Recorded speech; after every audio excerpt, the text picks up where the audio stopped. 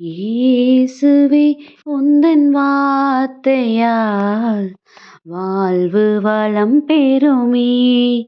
நாளுமே அன்பு பாதையில் கால்கள் நடந்திடுமே. தேவனே உந்தன் பார்வையால் என் உள்ளம் மலர்ந்திடுமே. இயேசுவே என் தெய்வமே உன் வார்த்தை ஒளிர்ந்திடுமே. இயேசுவே உந்தன் வார்த்தையால் வாழ்வு வளம் பெறுமே.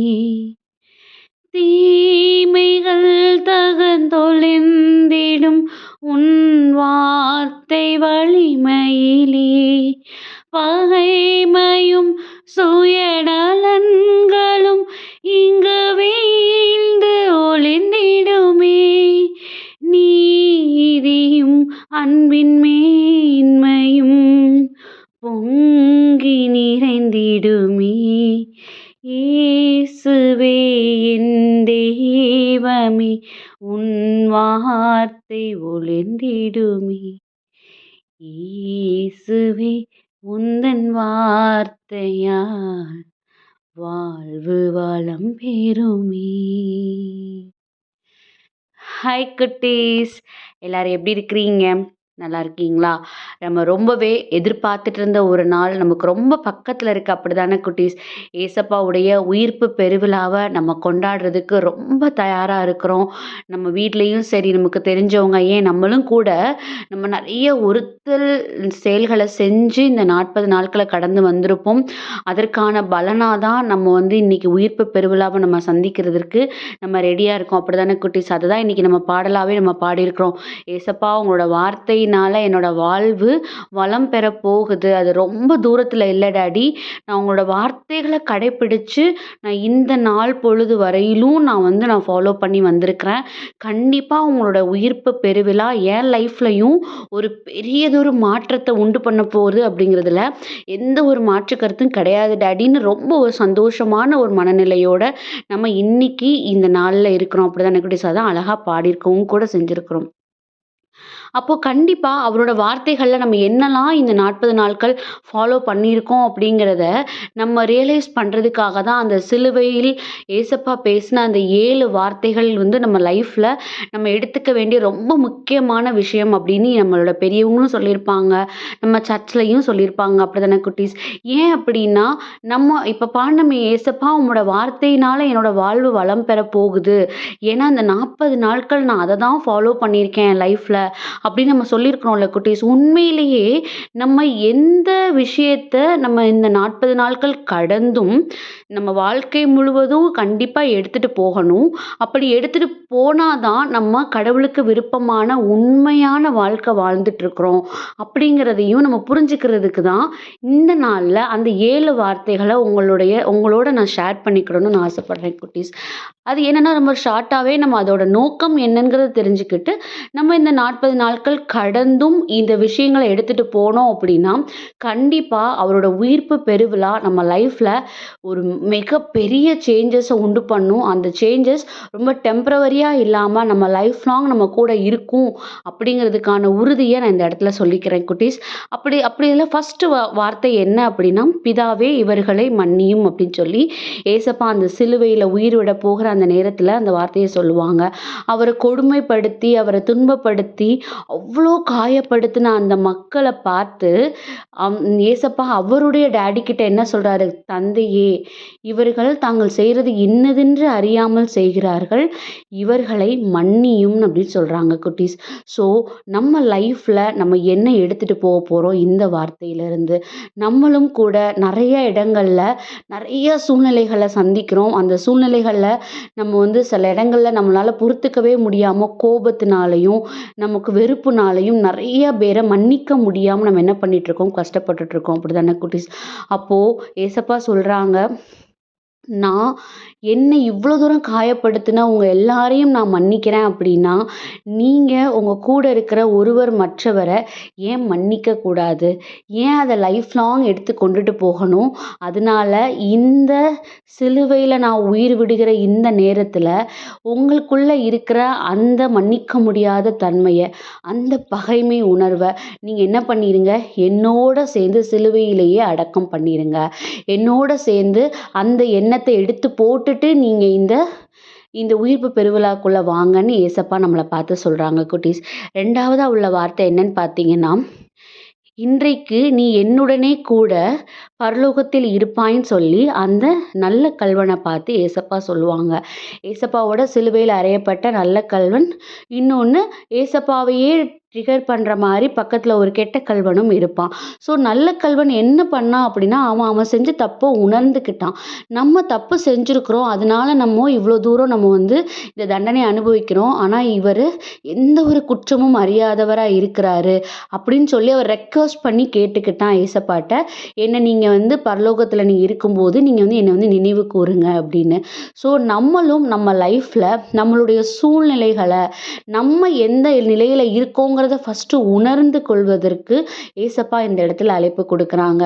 எல்லாத்துக்கும் கடவுளையே காரணம் காமிச்சு அவரை குற்றப்படுத்துறதுக்கு பதிலாக நம்ம என்ன தப்பு செஞ்சுருக்கோங்கிறத உணர்ந்து அவரிடத்துல முழுவதுமாக நம்ம சரண் அடைஞ்சிட்டோம் அப்படின்னா, கண்டிப்பாக அதனை காண்கிற ஏசப்பா தேவன் நம்மளை அந்த இடத்துலேருந்து எப்படி மீட்டு கொண்டுட்டு வரணும் அப்படிங்கிற விஷயத்தையும், அதற்கான அங்கீகாரத்தை கொடுக்கணுங்கிறதையும் நமக்கு கொடுப்பாங்களாம் குட்டீஸ். அதை தான் இந்த 2வது வார்த்தையிலேருந்து சொல்கிறாங்க. 3வது, இதோ உன் மகன், இதோ உன் தாய் அப்படின்னு அன்னை மரியாளை தன்னுடைய சீடர்களிடத்துல அவர் என்ன பண்ணுறாரு, கொடுத்துட்டு அவர் அந்த சிலுவையில் உயிர் விடுறாரு. அப்போ இதில் என்ன, அவருக்கு ஒருவேளை அது என்ன எண்ணமாக இருந்திருக்கலாம், நம்ம இந்த உலகத்தை விட்டு போகிறோம், ஆனால் தனக்காக ஒரு கன்னி நிலையில் இருந்த அன்னை மரியா நம்ம இந்த உலகத்துக்கு நம்மளுடைய இறை திருவுளத்தை நிறைவேற்றணுங்கிறதுக்காக எந்த ஒரு பழிச்சொல்லையும் ஏற்கிறதுக்கு தயாராக இருந்தவங்க தான் அன்னை மரியாள். அப்போ அவங்கள அந்த உலகத்தில் தனியாக விட்டுட்டு போயிடக்கூடாதுங்கிறதுக்காக தன் சீடர்களுடைய கரங்களில் ஒப்பு கொடுத்தாங்க. இவர் தான் இனிமே உன்னுடைய தாய், இவங்க தான் என்னுடைய மகன் சொல்லிட்டு. அப்போது நம்ம இந்த இடத்துல என்ன புரிஞ்சுக்கிடணும் அப்படின்னா, நம்ம கிட்ட கொடுக்கப்பட்டிருக்கிற நம்ம தாய் தந்தையரை நம்ம எந்த இடத்துல வச்சிருக்கிறோம், அவங்கள ஏனோதானோன்னு நம்ம ட்ரீட் பண்ணிட்டு இருக்கிறோம் அப்படின்னா, இந்த 40 நாட்கள் கழிச்சு அவங்க தான் இந்த உலகத்துல நமக்கு ரொம்ப முக்கியம். ஏன்னா அவங்க கடவுளால நமக்கு கொடுக்கப்பட்டிருக்காங்க அப்படிங்கிறத உணர்த்துறதுக்காக தான் இறைமகனும் ஏசப்பாவும் தன்னுடைய தாயை இந்த உலகத்தில் அப்படியே விட்டுட்டு போகாமல் அவங்கள இன்னொருத்தவங்க கையில் கொடுத்து என்ன பண்ணாங்க, பாதுகாப்பாக இருக்கணும்னு நினச்சாங்க. ஸோ நம்ம கூட இருக்கிற அம்மா அப்பாவை எப்படி பார்த்துட்ருக்கோம் அப்படிங்கிறத உணர்த்துவதற்காகத்தான் இந்த 3வது வார்த்தை குட்டீஸ். 4வது வார்த்தை, என் தேவனே ஏன் என்னை கைவிட்டீர். ஸோ நம்ம இதில் என்ன புரிஞ்சுக்கிடணும் அப்படின்னா, நம்ம இந்த உலகத்தில் பாவம் இல்லாமல் இருக்கிறதுக்காக ஏசப்பா என்ன பண்ணாங்க, சிலுவைங்கிற ஒரு பெரிய ஒரு சாபத்தை ஏற்றுக்கொண்டாங்க.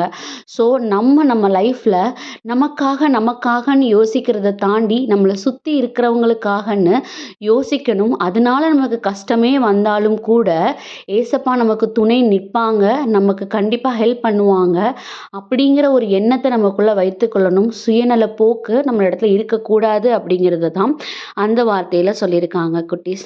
5வது, தாகமாய் இருக்கிறேன்னு சொல்கிறாங்க. ஸோ தாகமாய் இருக்கிறேன் அப்படின்னா ஏசப்பா தண்ணி கேட்குறாங்கன்னு அர்த்தமா? இன்னும் கூட என்னுடைய மக்கள் என்னை புரிஞ்சுக்கிட்டு என்னை ஏற்றுக்கொள்ள மாட்டாங்களான்னு ஏக்கமாக இருக்கிறேன்னு சொல்கிறாங்க குட்டீஸ். ஸோ நம்ம லைஃப்பில் ஒருவேளை அவர் நமக்கு எல்லாமே செய்த நன்மைகள் புரிஞ்சிருந்தாலும் கூட இன்னும் அவரை பார்த்து நீங்கள் எனக்கு என்ன செய்துட்டீங்கன்னு நம்ம கேட்குறோம் பார்த்தீங்களா? கண்டிப்பாக அவருடைய இந்த எண்ணம், அவருடைய அன்பு நமக்கு புரியணும். அவர் நமக்காக வைத்திருக்கிற திட்டத்தை உணர்ந்து இந்த லைஃப்பை நம்ம கொண்டு போகணும். அவரை எந்த ஒரு சூழ்நிலையிலும் நம்ம ஏங்கி தவிக்க விட்டுறக்கூடாது அப்படிங்கிறதுக்காகத்தான் இந்த வார்த்தையை கொடுத்துருக்குறாங்க குட்டீஸ். அதுக்கப்புறம் எல்லாம் நிறைவேறி விட்டதுன்னு ஏசப்பா சொல்லுவாங்க. 7வதா, உம்முடைய கைகளில் என்னுடைய ஆவியை ஒப்படைக்கின்றேன். எல்லாம் நிறைவேறின சூழ்நிலையில நம்ம லைஃப்ல நிறைய விஷயங்களுடைய கதவுகள் அடைக்கப்பட்டிருந்தாலும் கூட, இந்த உயிர்ப்பு பெருவிழா எத மையமா இருக்குன்னு ஏசப்பா சொல்றாங்க. "நீ எல்லாத்தையும் தந்தையோட கரங்கள்ல ஒப்பு குடுத்துரு. அவர் கண்டிப்பா அதன நிறைவாக்கி நமக்கு கொடுப்பாரு." அப்படிங்கிற உறுதிய நமக்கு கொடுக்குறாங்க. ஸோ நம்ம லைஃப்லயும் நெறைய விஷயங்கள் முடிஞ்சு போச்சு. இனி இதுக்கு முடிவே இல்ல. இனி நான் எப்படி இதுலருந்து மீண்டு வரப்போறேன்னு நீங்க கவலையோட இருக்கீங்களா?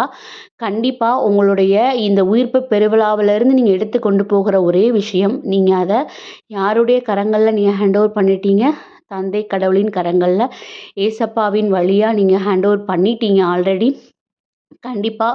நீங்க லைஃப் லாங்கா நீங்க முடிஞ்சதுன்னு நெனச்ச விஷயம் உங்களுக்கு நிறைவான ஆசீர்வாதத்தோட உங்களுக்கு திரும்ப வரும் அப்படிங்கிறத தான் இந்த 6, 7 வார்த்தைகள்ல ஏசப்பா நமக்கு சொல்லியிருக்கிறாங்க. ஸோ, அவர் வெறும் வார்த்தையா மட்டும் நம்மகிட்ட இத பேசல. அவர் வாழ்ந்தும் காட்டியிருக்காரு அவரோட லைஃப்ல. ஸோ 1 யோவான் 3:17 உலக செல்வத்தை பெற்றிருப்போர் தம் சகோதர சகோதரிகள் தேவையில் உழல்வதைக் கண்டும் பரிவு காட்டவில்லை என்றால், அவர்களிடம் கடவுளின் அன்பு எப்படி நிலைத்திருக்குங்கிற ஒரு கொஸ்டினோட இன்னைக்கு நம்மளிடத்துல நிக்கிறாங்க ஏசப்பா. ஸோ இந்த 7 வார்த்தைகளும் நம்மள மட்டும் சார்ந்தது கிடையாது. நம்மள சுத்தி இருக்கிறவங்களையும் சார்ந்தது தான். நம்மளோட பேரண்ட்ஸ சார்ந்தது தான். ஸோ நம்மள மட்டும் யோசிக்கிறோம் அப்படின்னா, இந்த ஈஸ்டர் பெருவிழாவ கொண்டாடுறதுக்கு நமக்கு தகுதியே கிடையாது.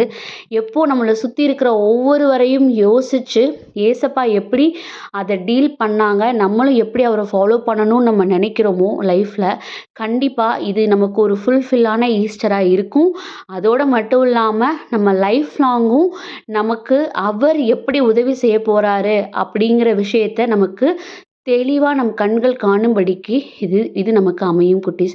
ஸோ இந்த வார்த்தைகளோட இன்னைக்கு நம்ம ஈஸ்டர் பெருவிழாவோட நம்ம மாஸ்க்கு கலந்துக்குவோம். கண்டிப்பா இத கேட்டுட்டு இருக்கவங்க எல்லாரோட லைஃப்லயும் அவருடைய உயிர்ப்பு பெருவிழா ஒரு பெரியதொரு மாற்றத்தையும், பெரியதொரு ஆசீர்வாதத்தையும் கொண்டு வந்து சேர்க்கும் அப்படிங்கிறதுல நான் ரொம்ப உறுதியா இருக்கேன். அதற்காக வேண்டிக் கொள்ளுவோம். கண்டிப்பா அவர நம்புன யாரையும் அவர் கைவிட போறதே கிடையாது. எல்லாவற்றையும் அவருடைய கரங்கள்ல ஒப்பு கொடுத்துருவோம். அவர் நம்ம லைஃப்பை நிறைவா மாற்றுவாரு. ஸோ அதுக்காக ஏசப்பாட்ட ஒப்பு கொடுத்து ப்ரேயர் பண்ணுவோமா? அன்பான ஆண்டவரே, இந்த நேரத்திற்காக நன்றி அப்பா. தகப்பனே, இம்மட்டுமா இந்த 40 நாட்கள் எங்களை நீங்க கண்ணின் மணி போல உம்முடைய இரத்த கோட்டைக்குள்ள மறைத்து காத்து வந்தீங்க டாடி. இனியும் கூட எங்களுடைய எல்லா விதமான சோர்வுகளையும் நாங்க இன்னைக்கு இந்த சிலுவையில நாங்க அறைஞ்சிரோம் டாடி. நாங்க உம்முடைய உயிர்ப்பு பெருவிழால ஒரு மனிதரா நாங்க உயிர்த்தெழுந்து வர்றதுக்கு தேவையான பலனையும் ஆசீர்வாதத்தையும் எங்களுக்கு தரும்படியாய் ஒப்புக் கொடுக்கிறோம். ஆமென்.